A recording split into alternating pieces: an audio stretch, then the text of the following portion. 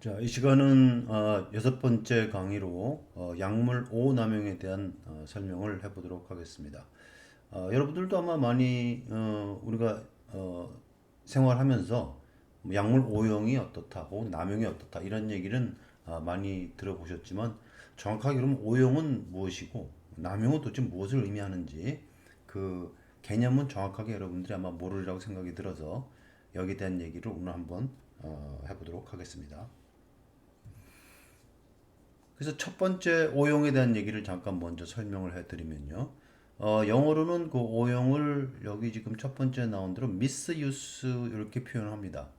그러니까 말 그대로 잘못 사용한다는 것이죠. 그래서 여기 영어로 정의된 거 보면은 처방약이 그 의도하는 목적이 아닌 다른 목적으로 사용되는 것 이렇게 이제 정의를 내렸는데요. 그걸 조금 더 구체적으로 설명을 해보자면 약물 오용, drug misuse. 그래서 한자를 이렇게 표현을 하고요. 그러니까 잘못 사용한다는 뜻이죠. 그럼 대략 이 네 가지 중에 하나가 해당된다면 이것은 약물을 잘못 사용한다. 이렇게 여러분들이 이해를 하면 되겠는데요.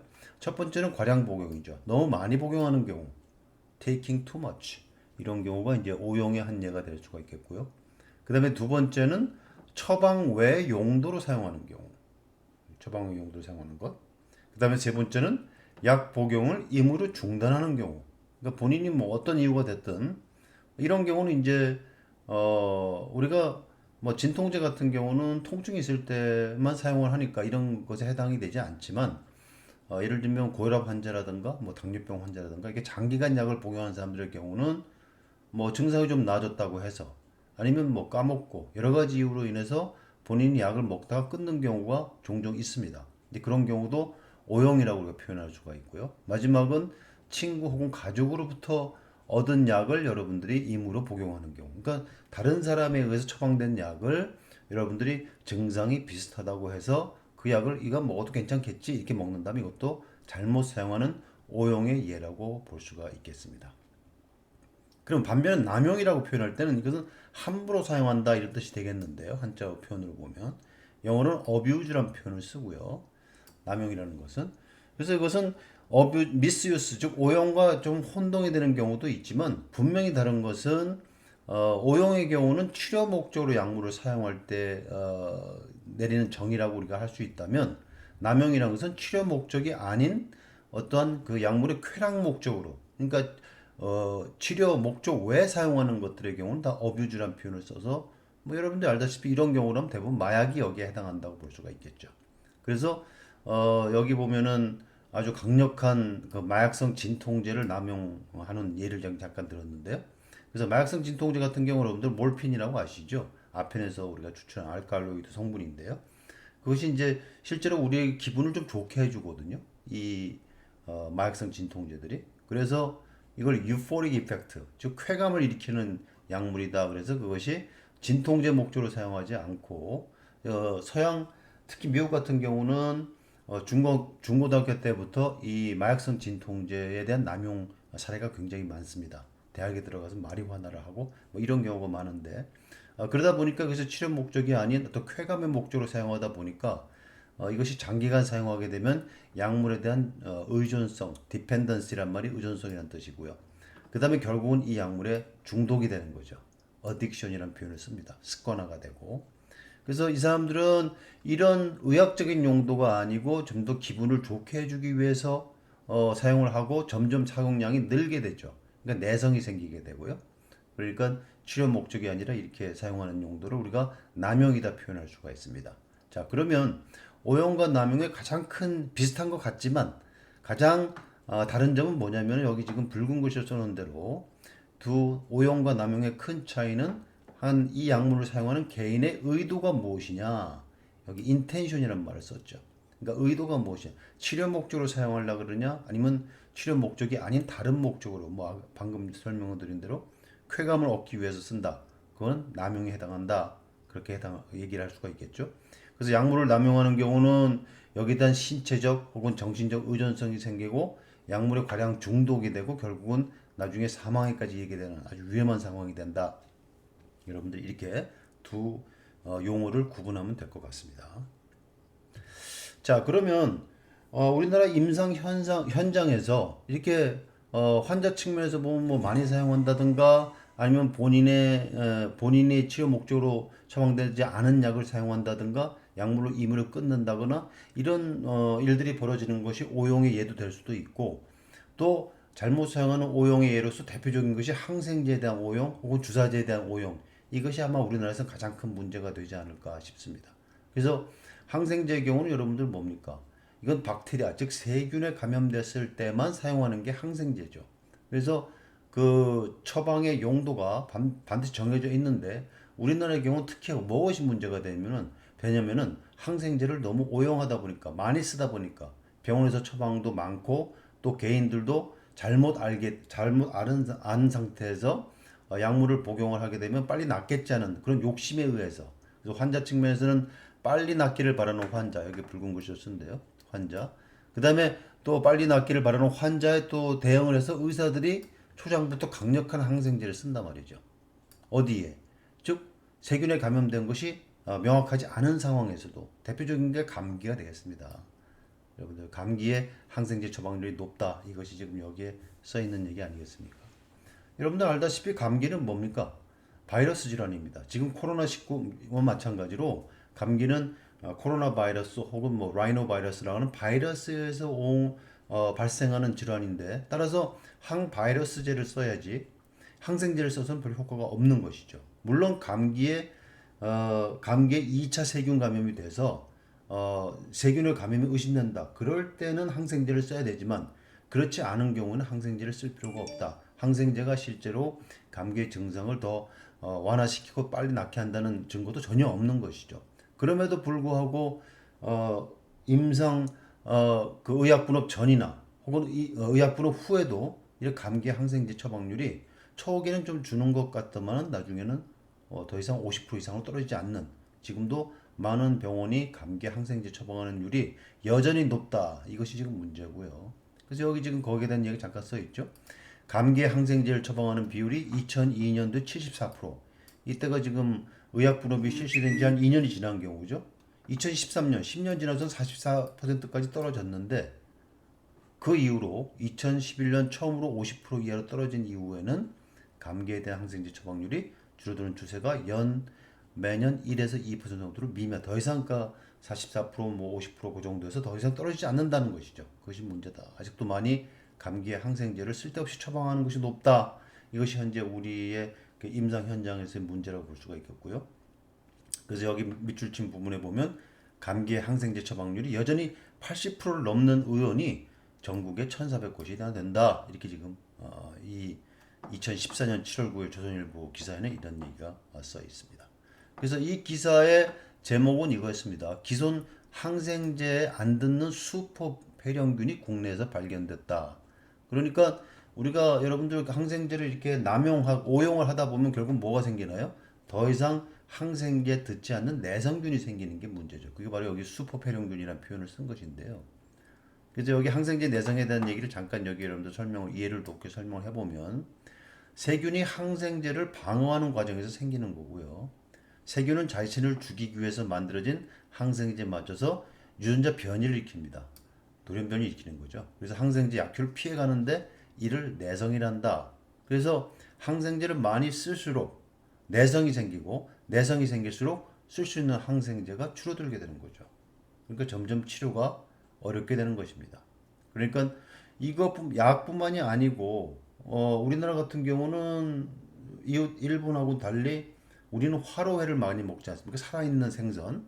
그러다 보니까 화로회가 오래 지속되도록 그 업자들이 그 화로회를 보관하는 데다가 항생제를 막 때려 넣고 또 그 소를 키우는 그쪽에서도 또 항생제를 쓰고 그러다 보니까 우에 뭐 항생제가 감염됐다 없었다 이런 얘기들이 항상 그 돈단 말이죠. 그러니까 우리가 약에 의해서만 항생제에 우리가 노출되는 것이 아니라 우리가 먹고 있는 음식에서도 항생제에 알게 모르게 우리가 노출되어 있는 상황에서 우리나라 사람들의 그 항생제 내성률이 굉장히 높다. 이것이 상당히 문제가 될 수 있다고 생각이 듭니다.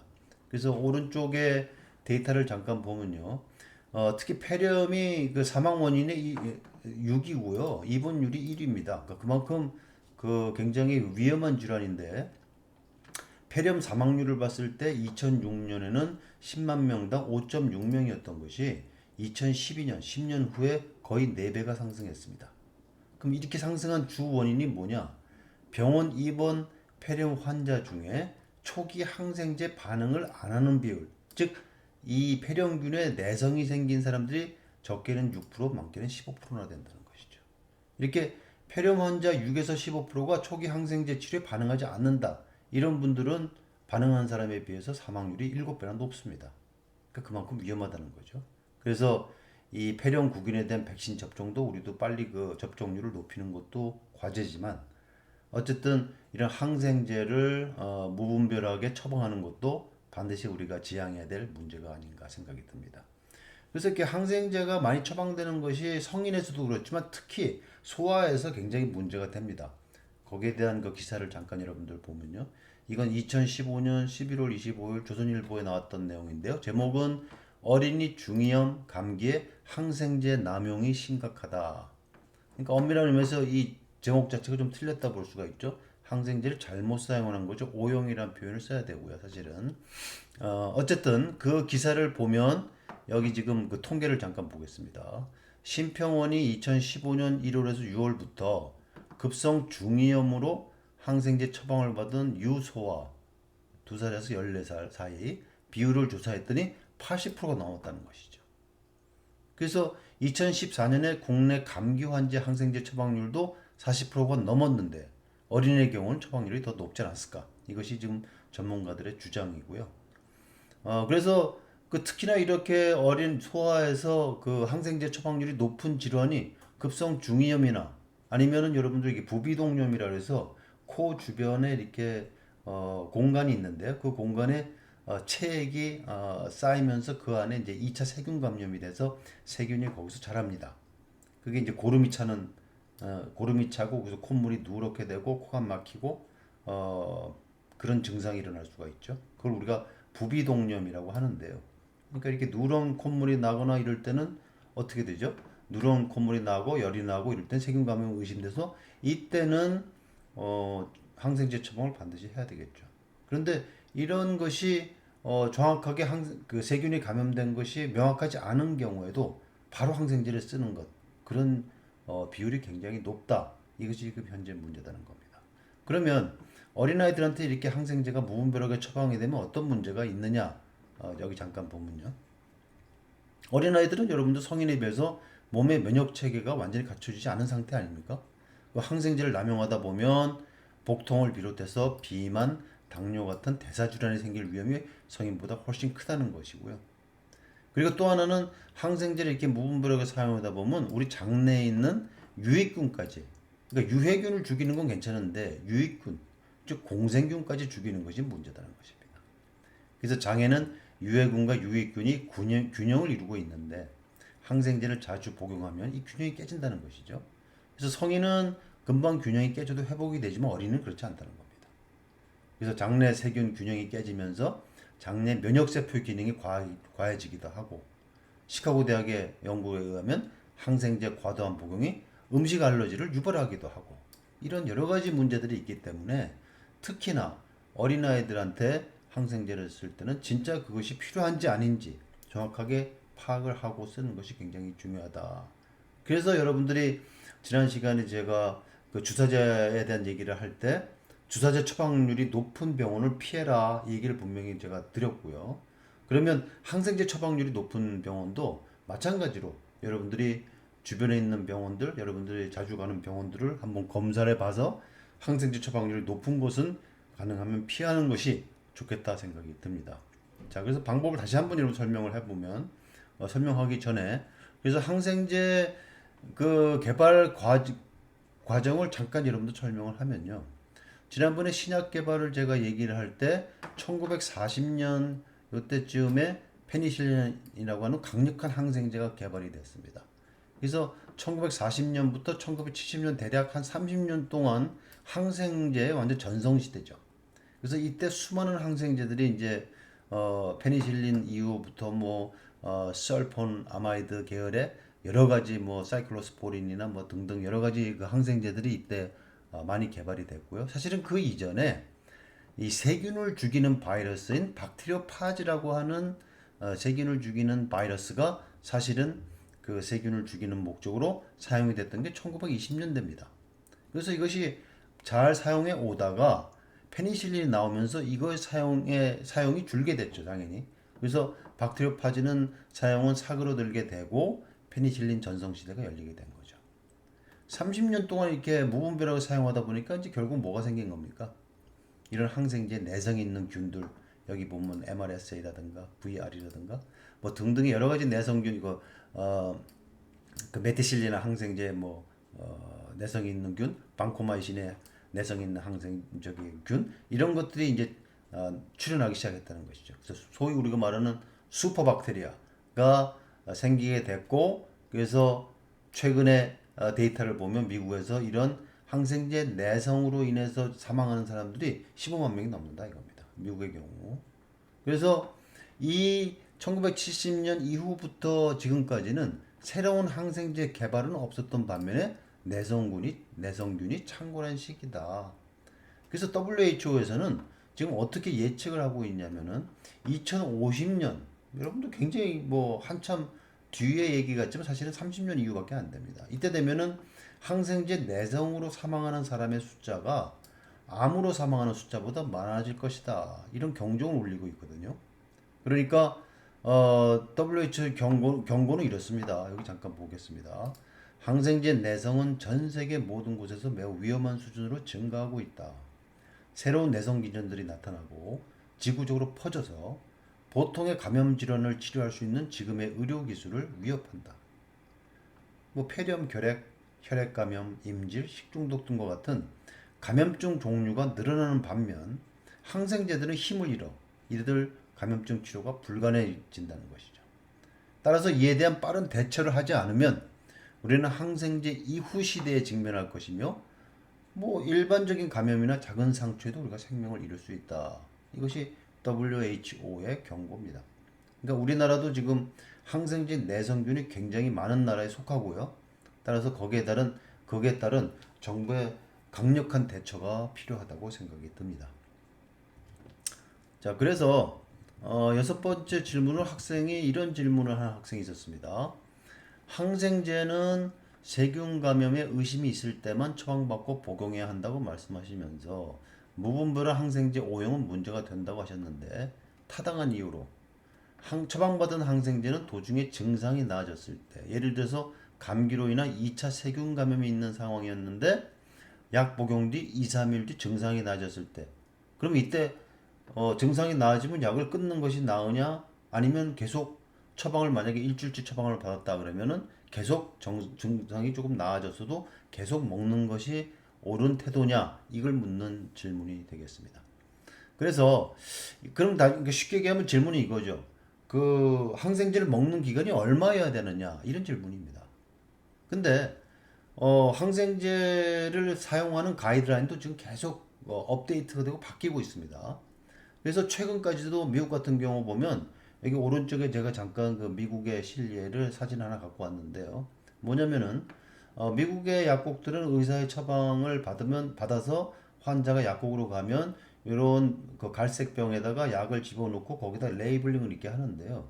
이 레이블링 쓴 것을 잘 보면 이것이 여러분도 이렇게 써놓은 겁니다. 그 하루에 하나를 먹어라. 입을 통해서 경구로 먹어라 이렇게 써 있고, 어떻게 먹으라 써 있냐면은 매 6시간씩 every 6 hours라고 써 있고 until gone이라고 써 놨습니다. 이게 무슨 소린가요? 그러니까 약을 다 먹을 때까지 약병을 비울 때까지 먹으라는 것이거든요. 중간에 끊지 말라, 이런 얘기입니다. 30알을 여기 처방을 했는데요. 그럼 사실은 30일, 한 달분이거든요. 상당히 많은 양인데요. 자, 어쨌든 그래서 이 항생제 복용 기간에 대한 논란이 있다는 겁니다. 학생이 질문한 대로 약 복용을 임의로 중단하면 내성이 생기기 때문에 오히려 더 치료하는데 문제가 된다, 이런 관점과 그 다음에 필요 이상의 복용은 더 위험하다, 증상이 나아졌으면 끊는 게 낫지 않느냐, 이 두 가지 의견이 지금 팽배하게 서로가 자기 의견을 주장하는 거죠. 그래서 약을 중간에 끊을 때 문제가 되는 것은, 약을 계속 먹어야 되는 것은 내성을 줄이고 재발을 최소화하는 데 효과가 있다. 중간에 끊는 것에 대한 근거가 확실치 않다. 이렇게 주장하는 것이 있고요. 두 번째 주장은 반대 주장은 필요 이상의 복용은 더 위험하다. 왜냐하면 몸에 이로운 공생균을 없애기 때문에. 그러니까 그 얼마 동안 먹어야 되느냐 논란이 있다는 것이죠. 그래서 치료 기간에 대한 재논의가 필요하고 어쨌든 처방 기간을 줄이는 후속 연구는 필요하다. 이것이 이제 전문가들은 대부분 다 동의하는 내용이 되겠고요. 그래서 이 얘기를 조금 더 구체적으로 얘기를 하면 감염균에 따라서 항생제 치료 기간은 다릅니다. 예를 들면 폐렴의 경우는 뭐 최대 2주, 요로 감염 뭐 최대 10일 정도, 뇌수막염 최대 2주를 권고하나 이는 경험적인 것으로 그러니까 임상의들이 환자들을 치료할 때 자기들이 얻은 경험적인 것이라는 거죠. 추후 연구를 통해서 처방 기간을 차츰 줄여 나가야 한다는 점은 모든 전문가가 동의한다는 것입니다. 그래서 최근 항생제 처방 기간이 점점 짧아지고 있는 추세이기 때문에 최신 처방 가이드라인을 참고하면 좋겠다. 그래서 제 개인적인 생각은 물론 기본적인 처방 기간이 있지만은 증상이 좀 완화되고 뭐 더 이상 나빠지는 것 같지가 않다. 그러면 일단 약물을 끊고 기다려보는 것도 한 방법인 것 같습니다.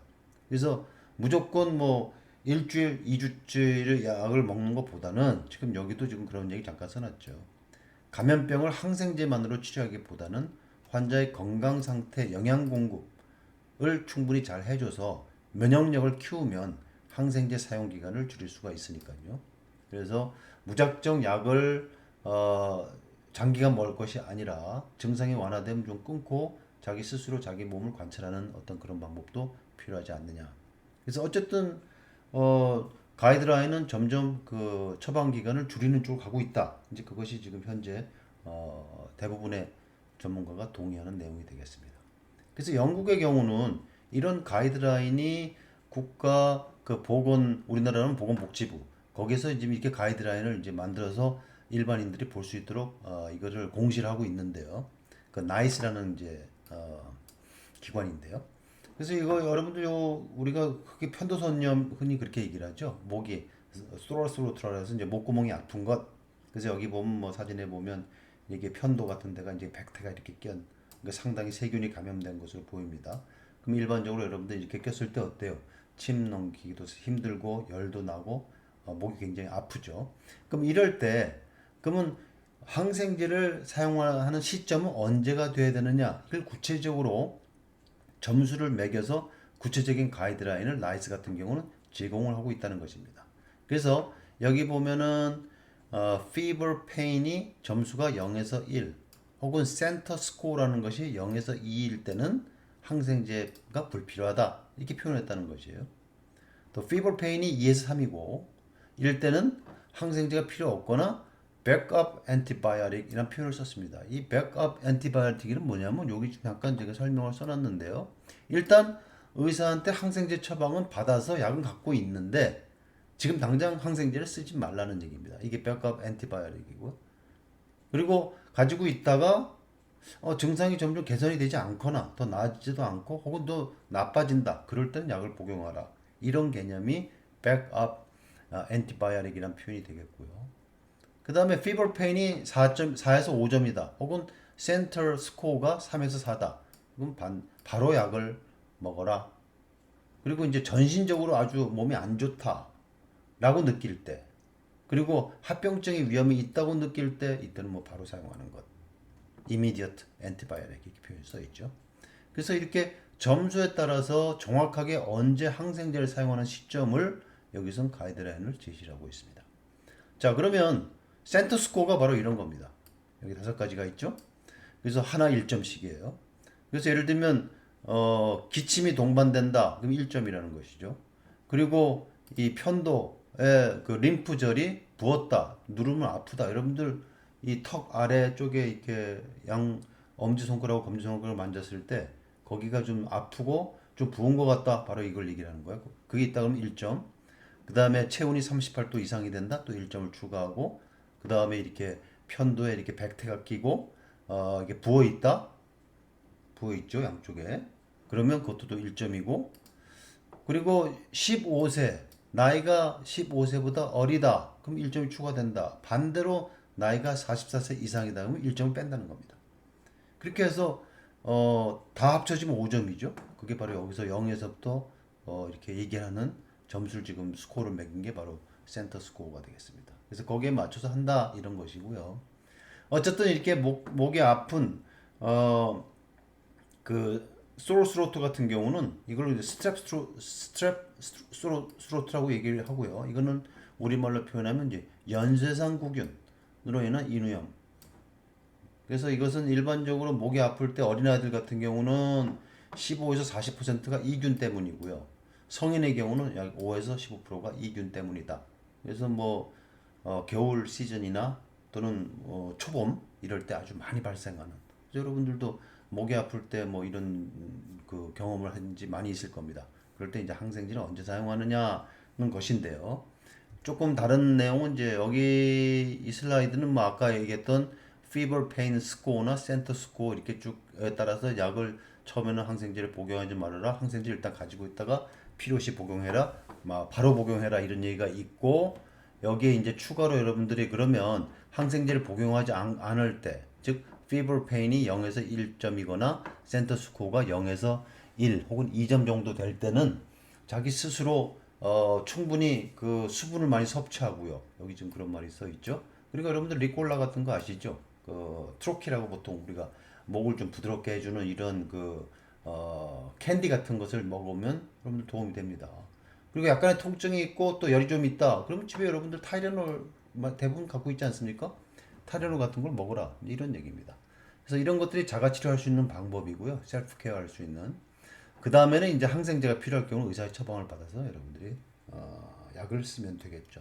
그래서 이렇게 가이드라인들이 정확하게 있어야만. 근데 우리나라 같은 경우 어디를 뒤져봐도 이런 가이드라인이 없습니다. 의사들만 아는 거죠. 그러다 보니까 일반인들이 언제 써야 될까, 뭐 어떻게 하는 것이 현명한 방법일까에 대한 정보가 없다 보니까 우왕좌왕할 수밖에 없는. 그래서 이런 것들도 정부에서 조금 더 구체적으로 일반인들한테 제시할 수 있는 사이트 같은 것이 있어야 되지 않을까 생각이 듭니다. 자, 그래서 앞서 얘기한 대로 제가 그 주사제 처방률이 높은 병원은 피하는 게 좋겠다. 마찬가지로 항생제 처방률이 높은 병원은 좀 피하고 그 좀 더 그 항생제 처방률이 적은, 그래서 처방에 어떠한 합리화가 돼 있는 병원을 찾는 것이 중요하고요. 그래서 여러분들 신병원 병원 평가 정보 여기를 들어가서 그 지역을 설정한 다음에 그 다음에 평가 수행 항목에서 항생제 처방률 여기를 여러분들이 클릭을 한 다음에 여기 검색을 누르게 되면요. 제가 여기 회기동 쪽으로 했는데요. 동대문구. 여기 병원이 3개가 좀 나오더라고요. 나오고 경희대학병원 메디홈즈 같은 경우 전부 다 1등급. 그러니까 1등급일 때는 가장 좋은 거죠. 항생제 처방률이 아주 낮고 합리적으로 좀 처방하고 있다. 근데 세 번째 병원 같은 경우는 3등급이 되어 있으니까 중간 정도밖에 안 됩니다. 그러니까 이런 병원은 여러분들이 이제 여러 가지 상황을 봐서 그 판단하는 것이 좋을 것 같다 생각이 듭니다. 자, 그러면 항생제 처방률을 왜 심평원에서 이렇게 많은 그 대부분의 병원들의 그 처방률을 공개할까요? 여기 지금 그 이유를 써놓은 겁니다. 잠깐 읽어볼까요? 감기와 같은 질병은 앞서서 제가 얘기한 데와 같이 바이러스가 원인인 경우가 많아 항생제를 복용해도 치료가 빨라지거나 증상이 급격히 좋아지지 않습니다. 그러니까 앞서 제가 말씀드린 대로 항생제는 어떤 때 사용한다고요? 세균에 감염되어 있을 때, 바이러스가 아니라. 그러니까 바이러스가 원인인데 항생제를 쓰면 별로 치료가 빨라지거나 증상이 좋아질 이유가 없죠. 대부분 감기에는 항생제가 불필요하므로 항생제를 꼭 필요한 경우에만 처방하는 의료기관이 좋은 의료기관입니다. 그래서 결과값이 낮을수록 좋다. 앞서서 제가 얘기한 대로 1등급이 제일 좋다는 거죠. 그래서 여기 지금 세 병원이 나왔는데 그 데이터가 이 12.1이라든가 2.66 이게 아마 그 대학병원일 겁니다. 그 평균적으로 봤을 때 확실히 낮죠. 그럼 이 사람들이 필요하지 않으니까 이렇게 처방하지 않았겠습니까? 반면에 이 세 번째 병원은 평균보다도 높죠. 그러니까 여러분들이 병원을 어떠한 기준에 의해서 선택해야 되느냐 꼭 기억해 두시고 병원 선택하는데 여러분들이 현명하게 결정을 했으면 좋을 것 같습니다. 자, 그래서 이 항생제에 대한 얘기를 쭉 하다 보니까 한 학생이 또 이런 질문도 했습니다. 7번째 질문인데요. 이 학생은 이제 의생명과학 관련 교양 과목을 듣는 학생인 것 같은데 수행하면서 박테리오 파지를 이용해 유해균을 효과적으로 사멸시킬 수 있는 기사를 접했다. 박테리오 파지가 감염시키고자 하는 유해균의 유전 물질을 분비하고 유해균 안에서 증식하면서 결국은 그 유해균을 파괴함으로써 질병이 치유될 수 있다는 것이었는데 현재 항생제의 문제점으로 여겨지는 내성 문제를 박테리오 파지를 이용하면 해결할 수 있다는 사실을 알게 됐다. 실제로 이 박테리오 파지가 그런 용도로 사용될 수 있는지 그걸 나한테 이제 물어본 얘기입니다. 앞서서 여러분들 제가 그 보여준 슬라이드 다시 한번 보면 거기에 이 박테리오 파지가 페니실린이 개발되기 전에는 분명히 세균을 죽이기 위해 사용했다고 돼 있죠. 그러다가 이제 페니실린이 나온 이후에 사용이 줄었단 말이죠. 그런데 다시 이제 부활을 한다는 거죠. 뭐 때문에? 내성이 생기는 문제가 생기면서 다시 박테리오 파지가 유용하게 쓰일 수 있겠구나. 내성균들의 그 박멸에. 그래서 박테리오 파지가 다시 부활한 케이스입니다. 그래서 요 그 유튜브 동영상은 박테리오 파지의 어떤 그 특성, 그다음에 이것이 세균을 죽이는 방법에 대해서 아주 잘 만드는 동영상입니다. 그래서 여기서는 조금 이게 길기 때문에 또 이 저작권 문제도 있고 그래서 여기서 같이 보지는 않을 텐데요. 여러분들이 유튜브에서 이 박테리오 파지 동영상을 찾아서 여기도 한글로 그 내용이 번역이 돼서 나옵니다. 그러니까 여러분들이 이 동영상을 보는데 아무런 문제가 없을 것 같으니까 꼭 한번 이 동영상을 여러분들 찾아서 살펴보시길 바라겠습니다. 자, 그래서 이 항생제 안 듣는 내성균을 바이러스로 잡는다. 즉 뭐예요? 박테리오 파지를 잡는다는 것이 박테리오 파지가 이렇게 다시 부활한 케이스가 되겠는데요. 그래서 지금 앞서서 제가 말씀드린 대로 그 항생제를 너무 오용하다 보니까 많이 사용하다 보니까 내성균이 생긴다. 내성균이 생기면서 항생제 더 이상 듣지 않는 슈퍼박테리아가 창궐을 하게 되죠. 그러면 점점 그런 균들을 죽이는데 힘들고요. 또 여러분들 그 대학병원이나 종합병원 같은데 어린아이들이나 노약자들을 같이 병원에 가지 말라 그러죠. 그래서 뭐 환자들을 여러분들 병문안 때 그래서 아주 어린아이들이나 나이 많은 분들은 안 가는 게 좋습니다. 왜 그래요? 병원에는 진짜 웬만한 균에 저기 항생제는 죽지 않는 엄청난 내성균들이 창궐하는 데가 바로 창궐하는 데가 병원이거든요. 그래서 실제로 그런 노약자나 특히나 나이 많으신 분들이 병원에 어떤 다른 분들을 병문안 갔다가 감염이 되는 경우가 왕왕 있고 그런 경우 우리가 병원 내 감염이라고 그러거든요. 이거 굉장히 위험합니다. 제가 아는 분도 80 초반이셨는데 다른 분을 그 병문안 했다가 이 병원 내 감염에 걸리셔가지고 결국 사망하셨습니다. 얼마 안 돼서 굉장히 위험하다는 거죠. 이게 다 슈퍼박테리아가 그 병원에 굉장히 창궐하기 때문에 그렇습니다. 자, 어쨌든 그래서 내성균이 문제가 되고요. 이 내성균을 잡을 수 있는 방법, 박테리오 파지가 다시 부활했다. 이 파지란 말은 먹는다는 뜻이거든요. 박테리아를 먹는다. 여기서 유래된 말이죠. 그래서 1917년 프랑스 미생물학자인 펠릭스 데렐이 이제 붙인 이름이고요. 그래서 아까도 제가 말씀드린 대로 박테리오 파지는 발견 직후부터 치료제로 각광을 받았습니다. 그래서 1920년, 30년대까지 이질과 폐혈증 등 다양한 세균성 질환을 치료하는 데 사용됐다가 1940년대 페니실린 항생제가 널리 쓰이면서 점점 잊혀진 거죠. 그런데 패러독시컬하게 이 박테리오 파지 치료제가 다시 부활한 것은 항생제 오용 때문이라는 것입니다. 자, 그러면 과학자들이 어디서 이 내성균을 막을 무기를 찾았냐면 실마리를 참 재밌습니다. 이 내용을 보면 과학자들이 동유럽에서 항생제 내성균을 막을 무기를 찾았다는 것이죠. 그러니까 동유럽이라면 옛날 과거 소련이라든가 아니면은 뭐 여러분들 서독과 동독이 구분되어 있지 않습니까? 그런 뭐 예를 들면 체코 같은 나라도 옛날에는 동구권 국가들이었고요. 근데 이런 서유럽 국가들에 비해서 이렇게 그 공산 국가였던 소련 뭐 구 동독이라든가 체코 같은 경우는 그 의약품 공급이 원활하지 않았거든요. 그러다 보니까 이 사람들은 항생제가 개발되고 나서도 계속 이 박테리오 파지를 썼다고 합니다. 그러니까 쓰면서 이 사람들이 축적한 경험이 있겠죠. 그래서 그런 경험에다가 현대 과학이 밝히는 지식을 합쳐서 새로운 치료제들이 개발되기 시작되는 것이죠.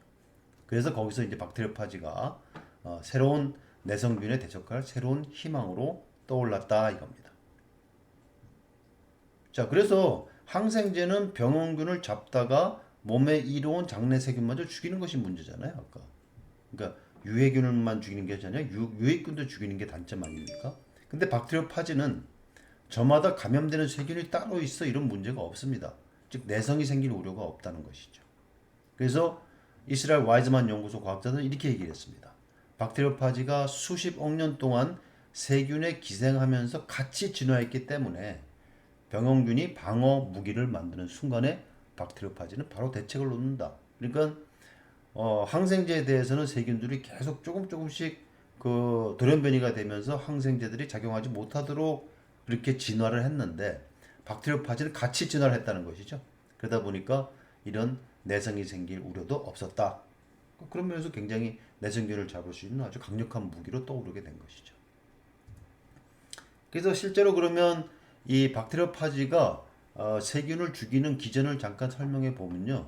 이 파지가 박테리아의 세포 표면에 붙어가지고 유전자를 집어넣습니다. 파지 DNA를 집어넣어가지고 파지가 새로운 파지들이 다시 재생이 되죠. 파지가 자기의 어떤 재생에 필요한 삶에 필요한 단백질이나 여러 가지 유전 정보들을 만들어서 다시 새로운 파지들이 이렇게 많이 만들어지죠. 많이 만든 다음에는 요놈이 라이신이라는 그 효소를 통해 가지고요 세포벽을 뚫어버려요. 그럼 이것이 이렇게 만들어진 그 파지들이 밖으로 나가죠. 나간 것들은 어떻게 될까요? 다시 새로운 세균들을 공격하는 이런 사이클들이 이제 반복되는 거죠. 이 라이신이라는 요 효소가 아주 핵심입니다. 그래서 라이신만 가지고 지금 세균을 죽이는 방법들도 개발이 되어 있고요. 사실은 그래서 어쨌든 그래서 이런 박테리오파지가 그러면은 이런 그 내성 있는 균을 죽이는데 어떻게 임상적으로 사용이 되느냐 여기 한 5가지 써놨는데요. 첫 번째는 항생제 내성균을 가지고 있는 박테리아를 치료할 뿐더러 이걸 다시 감수성이 있도록 되돌려 놓는다는 것이죠. 즉 항생제가 잘 들을 수 있도록. 그리고 바이오필름 같은 것들을 제거를 합니다. 이 바이오필름이 참 문제인데요. 임상에서. 여기 지금 여러분들 엄청나게 많은 박테리아들이 이렇게 왕창 뭉쳐 있는 게 보이죠. 이게 바이오필름입니다. 그래서 바이오필름이라는 것은 세균들이 서로 촘촘하게 뭉친 모양으로 우리가 기존에 쓰는 항생제로는 여기 접근할 수가 없습니다. 그러니까 이거를 제거하기가 굉장히 어렵죠. 그래서 특히나 항생제 내성을 보이는 균들에 의해서 형성됐기 때문에 이 바이오필름은 치료가 더욱 어렵습니다. 그래서 이런 바이오필름은 각종 염증 조직 그리고 의료기기 이런 데 이 바이오필름이 기생되어 있거든요.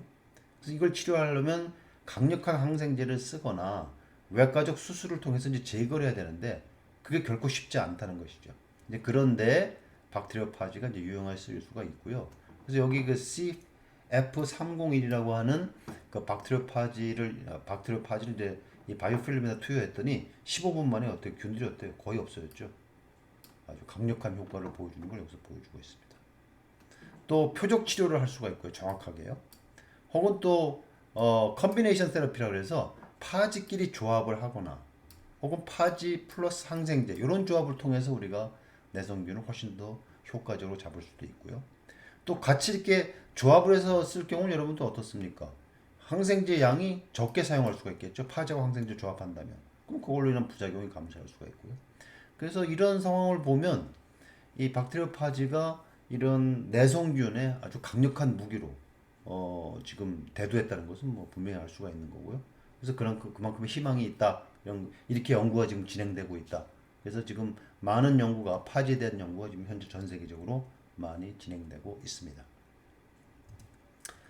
자, 그래서 지금까지 항생제를 잘못 사용하는 것에 대한 얘기를 했고요.